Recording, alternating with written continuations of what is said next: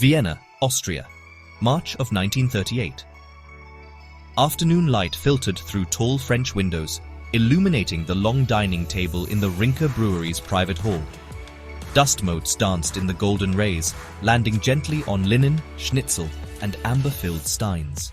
The air smelled of warm bread, beer hops, and, well, resignation. It could have been a holiday. It should have been a celebration, but it was not. At the head of the table sat Lee Rinke, a man still in his 20s but already carrying the weight of a nation. His blue suit was pressed, his shoulders straight, yet the silence between his breaths spoke volumes. Around him sat the last dozen men he trusted, brewers, cousins, neighbors. These were not simply employees, they were brothers in arms in a battle they could no longer fight. The mood was somber, forks scraped quietly, chairs creaked in hesitation.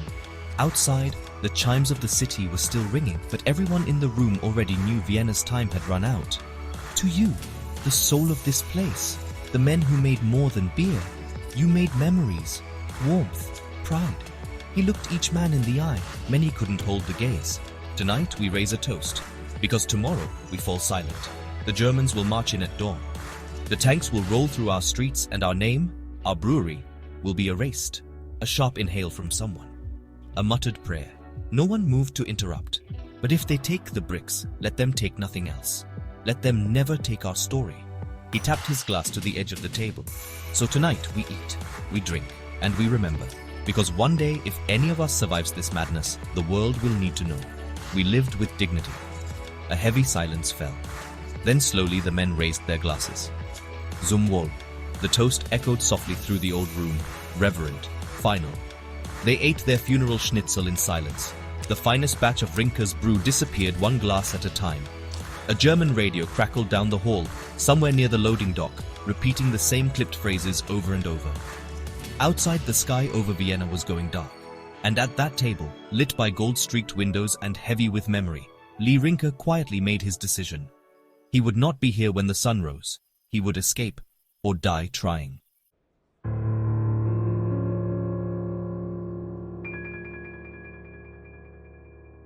Vienna, March of 1938.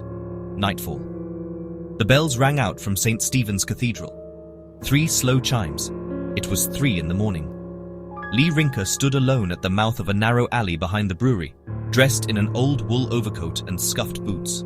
The brewery itself, his family's lifeblood for generations, loomed behind him, dark and silent, its copper kettles cold for the first time in decades.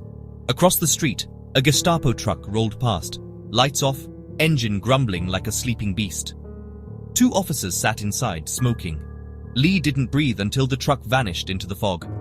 Tucked beneath his coat was a leather satchel. Inside forged documents, emergency Austrian francs, and a folded letter of introduction to the Allies, signed by a mysterious American he'd met once briefly in Berlin. Time to go.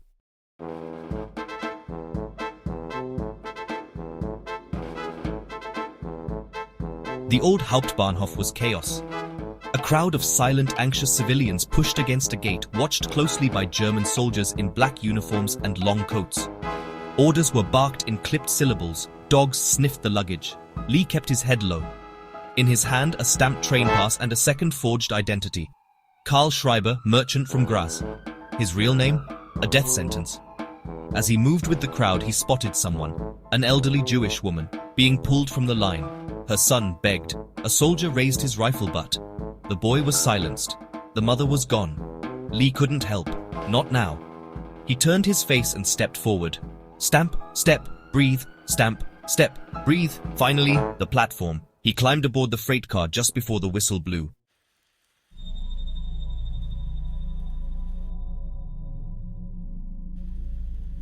The train hurtled through the Austrian countryside, cutting a path into the unknown. Lee crouched between 2 crates of flour hidden behind burlap sacks. Moonlight spilled through the slats of the freight door, streaking his face with ghost light. Suddenly, a jolt. The train began to slow. Lee peeked through a crack. Up ahead, a checkpoint. The worst kind. German soldiers with lanterns and dogs. Heart pounding, Lee dropped down and crawled toward the rear of the train. Behind him, boots hit the car floor. Voices. Then, was this das? Check those crates. They were inside. Lee threw open the freight latch and dropped to the tracks, rolling hard into the gravel below. The ground bit his palms. Dust filled his lungs. He scrambled under the moving wheels just as the lanterns swept overhead. The soldiers shouted, but it was too late. Lee was already gone, into the woods.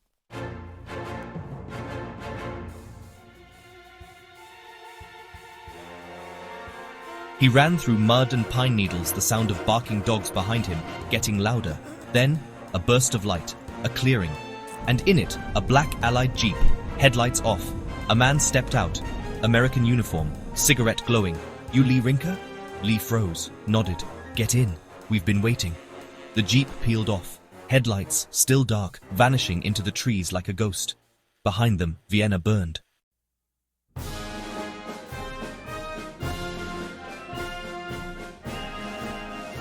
North Atlantic, spring of 1938, aboard the USS Monterey. The sea stretched endlessly in every direction, a grey rolling mirror under a thick cloud canopy. And rising above those waves like a floating fortress was the USS Monterey, a massive United States Navy aircraft carrier, its deck crawling with activity, radar dishes spinning like clockwork, and sailors shouting over the wind. Below, in the metal belly of the ship, Lee Rinker stood in silence. His coat was gone. He now wore borrowed naval khakis, a size too large, sleeves rolled. Salt water still clung to his skin. He looked down at his hands, the same ones that once pulled beer taps and scrubbed brew kettles, now wrapped around a mug of military-grade coffee. He was exhausted and alive. A door creaked open behind him. A tall figure entered, the kind that made every sailor in the corridor stiffen. Admiral Harrison K. Turner. Silver star, chest full of ribbons, blue eyes sharp as a rifle barrel. "Mr. Rinker, walk with me." Lee stood without a word.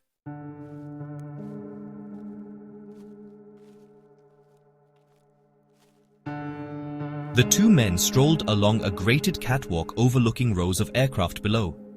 "You came highly recommended by people who don't usually make recommendations." Lee didn't reply. "You're not just a brewer's son, are you?" "I was." Turner stopped, turned toward him.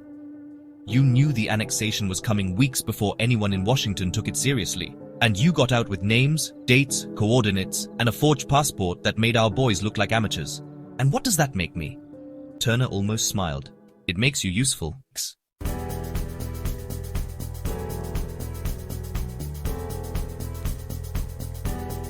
A massive tactical map covered the wall. Europe bleeding into the Middle East, with strings and pins and photographs arranged like a game of chess. Lee looked at it, confused. Turner said, "We're going to send you back into the fire, Mr. Rinker." Lee replied, "To Vienna." Turner answered, "Eventually, but not yet." He pointed at a different pin. "Panama." Turner continued, "You'll be sent as a diplomatic courier, special clearance, diplomatic immunity. Publicly, you're a United States liaison to the Canal Zone. Privately, you'll be delivering something critical to a man named Einstein." Lee blinked. "Einstein? As in..." Turner nodded. "The Einstein."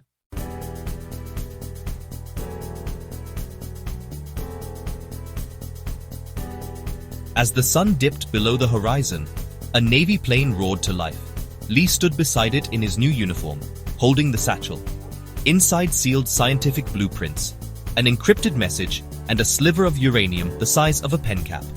Turner approached. "You're not a soldier, Rinker, but you have something better. Clarity. You know exactly what's at stake." Lee offered a nod, solemn and sure. "If I do this, I'm not coming back the same." Turner replied, "None of us do." Lee climbed aboard the plane. As the propellers spun to life, the Admiral stepped back, gave a rare salute and whispered to no one in particular, "Godspeed, son." The plane lifted off, the carrier fading into the sea mist. Lee Rinker was no longer just a survivor. He was now a messenger of history.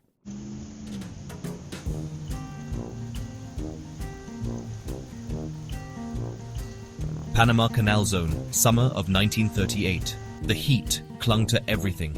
Lee Rinker stepped off the military plane into a wall of tropical humidity. Palm fronds shimmered in the breeze. Uniformed men moved like shadows along the tarmac, but no one made eye contact. Everything here was discreet. Too discreet. A black car waited for him. No license plate. The driver wore sunglasses at dusk. Lee climbed in. The driver said, "Welcome to the Canal Zone, Ambassador Rinker." Lee almost laughed. "Ambassador? Just weeks ago he was crawling under a freight train. Now he held a diplomatic passport issued by the United States. He was a ghost, with immunity.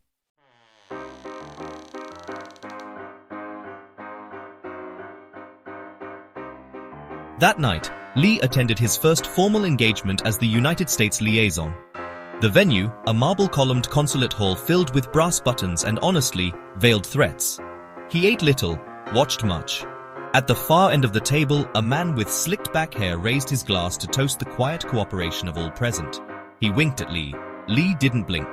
Afterward, a man in civilian clothes, clearly OSS, slipped him a note tucked into a linen napkin. Lee unfolded it. "Coordinates 3 p.m. tomorrow for the professor." He memorized it, burned it in the ashtray. No one noticed.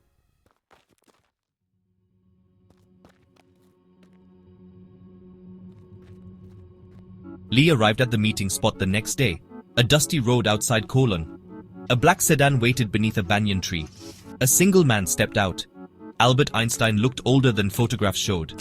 His eyes were sharper though, like they saw both the future and the weight of it. Lee handed him a locked case. Inside, uranium, calculations, a letter from the admiral. Einstein didn't open it. He simply looked Lee in the eye and said, "I hope what you carried never needs to be used." Lee replied, "So do I." They shook hands, and then the physicist vanished back into the jungle, escorted by men in unmarked uniforms.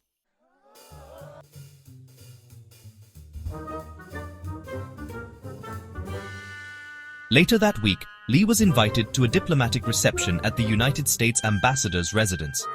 It was supposed to be routine, another evening of jazz music, weak rum, and false smiles.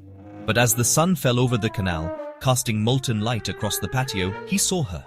She was pouring coffee from a silver pot, laughing with 2 women near the garden steps. Her skin was bronze, her dress blue, her eyes moonlight in motion. Tita. Their eyes met. Just once. It changed everything. She said, "You're the one who doesn't speak at these things." Lee answered, "I speak when it matters." She smiled. Curious, not charmed. Good. He didn't want to be a spy to her.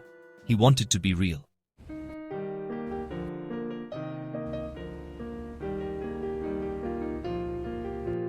Days passed. He sent her a handwritten note. She replied with a pressed orchid. They met on walks along the canal and talked of poetry, of home, her dreams to teach. He refused to lie about who he was. One evening on her family's veranda beneath a waxing moon, she said, "I think you carry too many secrets." He answered, "They've kept me alive." She replied, "But they'll kill the rest of you if you don't let someone in." That night, he kissed her. Slowly. Honestly.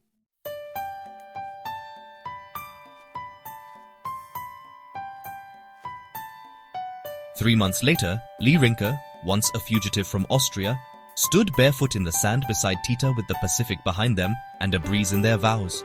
No crowds, no press, just peace. The officiant asked, "Do you, Lee?" He simply said, "Forever." Tita laughed. It was a laugh he would fight wars to protect.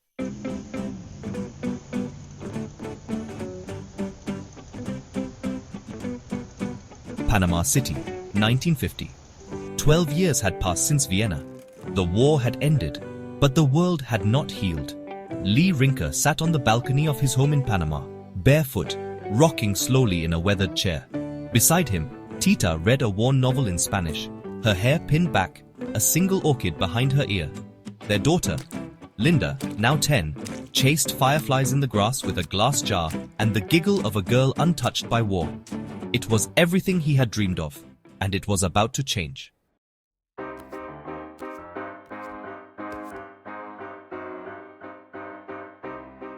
The knock came just after sunset. Lee opened the door to find a man in a grey suit, sweating, holding a sealed envelope. No ID, no greeting. The agent said, "They want you in DC, Mr. Rinker, tomorrow." Lee replied, "I'm retired." The agent just said, "No one ever is." Lee took the envelope. Inside, a first-class plane ticket. A single line typed in black ink. "The game has changed. Your silence is no longer enough." He stared at it for a long time, then looked at Tita. She was already standing in the hallway watching. She said, "You knew this would happen again." Lee answered, "I was hoping not so soon."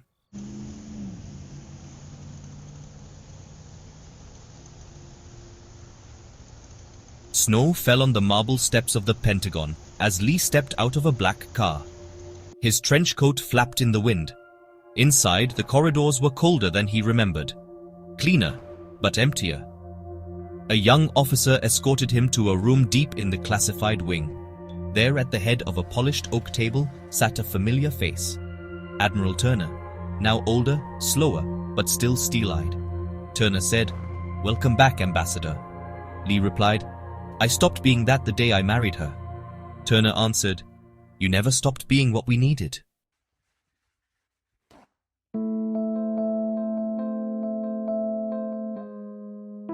Turner unrolled a series of maps. Eastern Europe, Berlin, Korea. Turner said, "The Soviets are building something, underground, massive. We don't know if it's nuclear, chemical, or something worse, but it's going to change the balance again." Lee responded, "And you want me to find it?" Turner said, "No, we want you to stop it, before it ever leaves the ground." Lee replied, "You realize I'm a father now?" Turner finished, "That's exactly why we called you."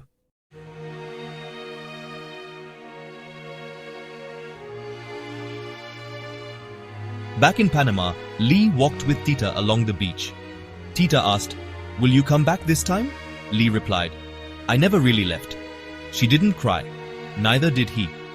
But their daughter stood at the shoreline, staring after him as he walked away, the ocean breeze lifting the hem of his jacket like a flag waving goodbye.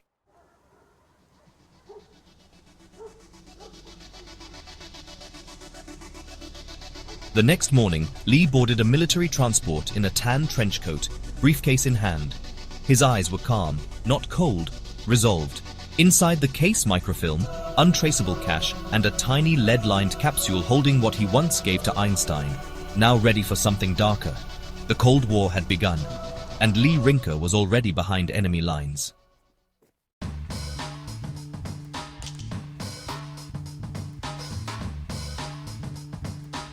Panama, 1965. The world had changed again. The Berlin Wall had risen. The atomic bomb had already fallen, twice. Men were now orbiting the Earth. The world had moved forward, and so had Lee Rinker. But the quiet never lasted long. He stood in his study, the late afternoon light bleeding across the floor, dust suspended in its glow.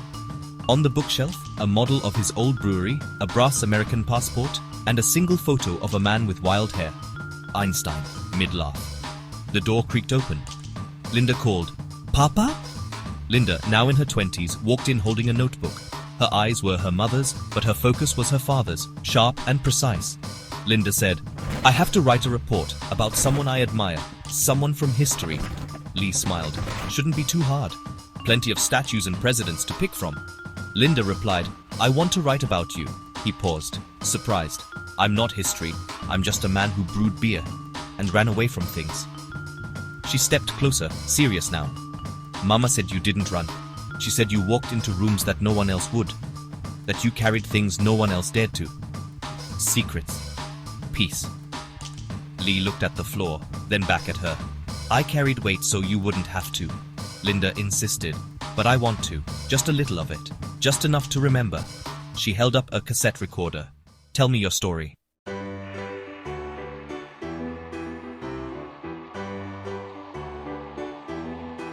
Over the following weeks, Lee recorded his memories onto tape. Not all of them, but, just enough. Enough to preserve the truth without losing the poetry. He spoke of the dinner in Vienna, the train, the jungle road, the girl on the veranda, and the baby he held in the hospital the night the bombs dropped on Hiroshima. They say a man dies twice, once when his body fails, and again when his name is forgotten. I suppose this is my way of cheating that second death.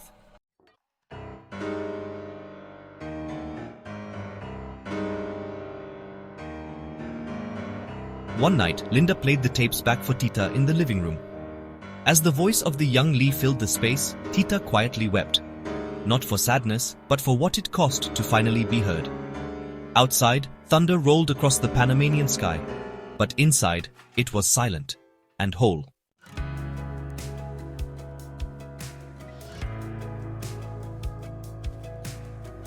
Years later, after Lee was gone, Linda stood in a Viennese cafe, holding a small envelope addressed to her in her father's handwriting. Inside, A clipping from the Vienna newspaper the day after he fled. A pressed orchid. And a note. We were not born to war. But sometimes we walk through it to reach the place we're meant to begin. She folded the note, ordered a coffee, and began to write.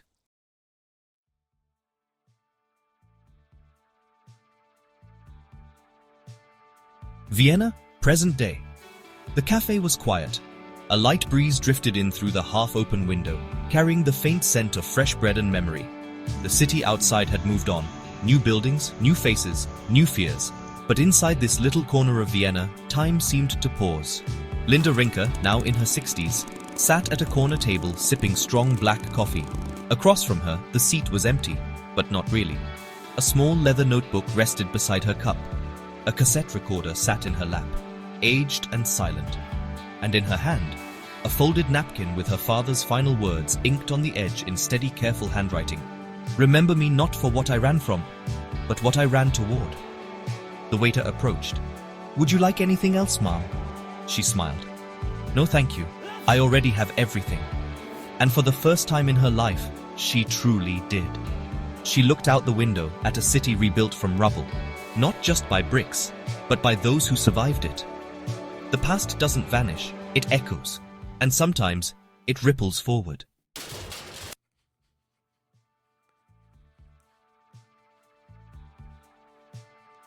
By John Ringer. This story is based on the life of my grandfather, Lee Rinke, an ordinary man who walked an extraordinary path. He never sought recognition. He never asked for applause. He simply did what was right. For his family, for his country, and for the world he hoped would survive him. I grew up hearing fragments of this story at family dinners, in half-whispered memories, or passed down in letters and faded photographs. Writing this book was not just a way to honor him. It was a way to connect the dots between history and heritage, between legacy and love.